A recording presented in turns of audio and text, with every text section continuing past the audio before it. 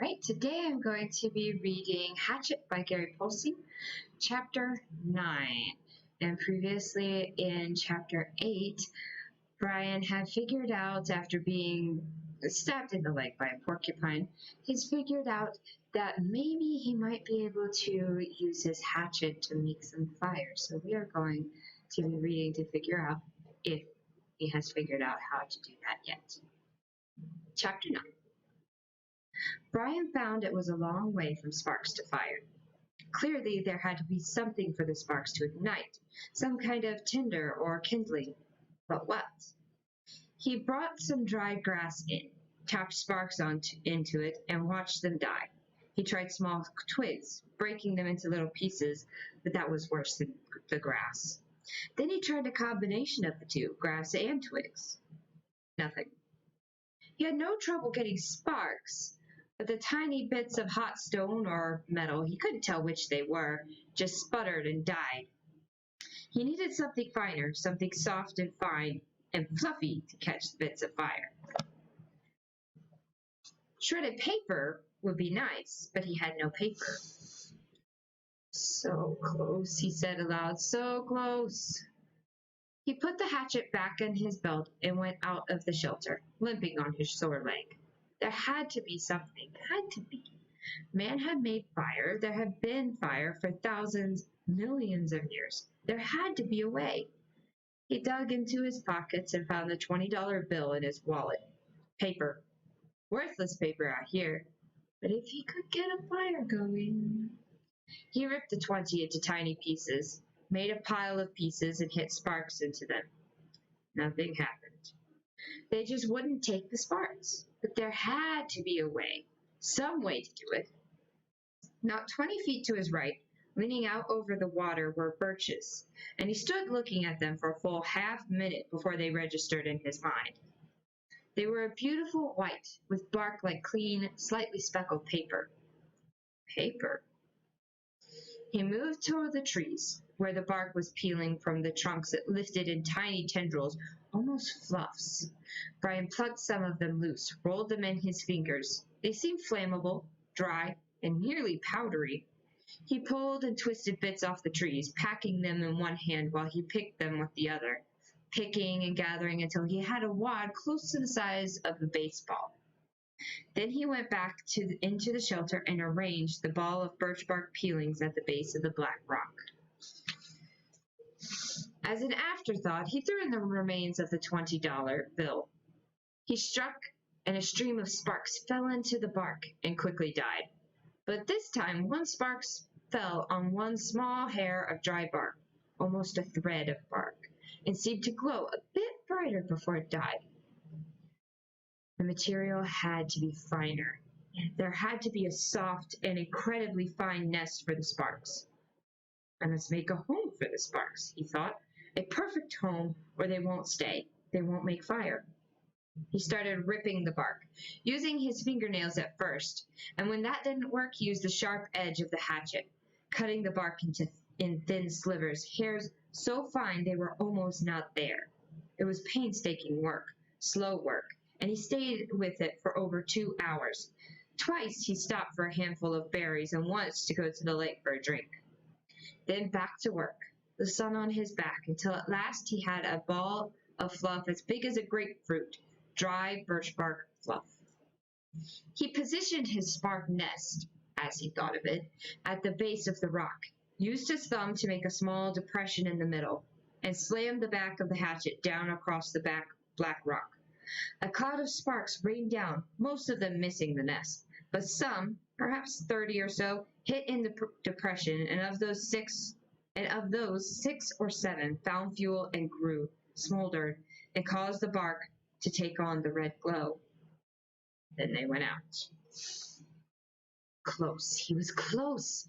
He repositioned the nest, made a new and smaller dent with his thumb, and struck again. More sparks, a slight glow, then nothing. It's me, and I'm doing something wrong. I do not know this. A cave dweller would have had a fire by now. A Cro-Magnon man would have had a fire by now. But I don't know this. I don't know how to make a fire. Maybe not enough sparks. He settled the nest in place once more and hit the rock with a series of blows as fast as he could. Sparks flowed like a golden waterfall. At first, they seemed to take. There were many sparks that found life and stood and took briefly, but they all died. Starved. He leaned back. They're like me. They're starving. It wasn't quantity. There were plenty of sparks, but they needed more. I would kill, he thought suddenly, for a book of matches. Just one book, just one match. I would kill. What makes fire? Thought back to school, to all those science classes.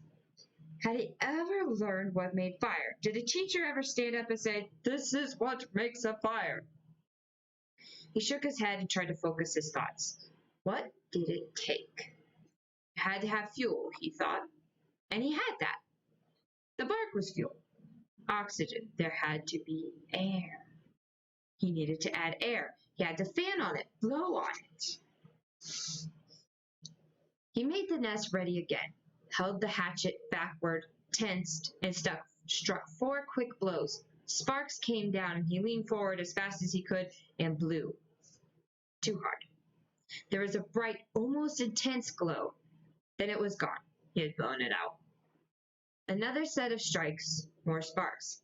He leaned and blew, but gently this time, holding back and aiming the stream of air from his mouth to hit the brightest spot. 5 or 6 sparks had fallen in a tight mass of bark hair, and Brian centered his efforts there. The sparks grew with his gentle breath. The red glow moved from the sparks themselves into the bark, moved and grew and became worms, glowing red worms that crawled up the bark hairs and caught other threads of bark and grew until there was a pocket of red as big as a quarter, a glowing red hot coal of heat. And when he ran out of breath and paused to inhale, the red ball suddenly burst into flame. "Fire!" he yelled. "I've got fire! I've got it! I've got it! I've got..." But the flames were thick and oily and burning fast, consuming the ball of bark as fast as if it were gasoline. He had to feed the flames to keep them going. Working as fast as he could, he carefully placed the dry grass and wood pieces he had tried at first on top of the bark, and was gratified to see them take. But they would go fast. He needed more and more. He could not let the flames go out. He ran from the shelter to the pines and started breaking off the low, dead, small limbs. These he threw in the shelter and went back for more, threw those in, and squatted to break and feed the hungry flames. When the small wood was going well, he went out and found larger wood, and did not relax until that was going. Then he leaned back against the wood brace of his door opening and smiled. "I have a friend," he thought. "I have a friend now. A hungry friend, but a good one. I have a friend named Fire. Hello, Fire." The curve of the rock made an almost perfect drawing flue that carried the smoke up through the cracks of the roof but held the heat. If he kept the fire small, it would be perfect and would keep anything like the porcupine from coming through the door again. A friend and a guard, he thought. So much from a little spark. A friend and a guard from a tiny spark. He looked around and wished he had somebody to show this thing he had done. But there was nobody. Nothing but the trees and the sun and the breeze and the lake. Nobody. And he thought, rolling thoughts with smoke curling up over his head and the smile still half on his face, he thought, I wonder what they're doing now. I wonder what my father is doing now. I wonder what my mother is doing now. I wonder if she is with him. And that is the end of chapter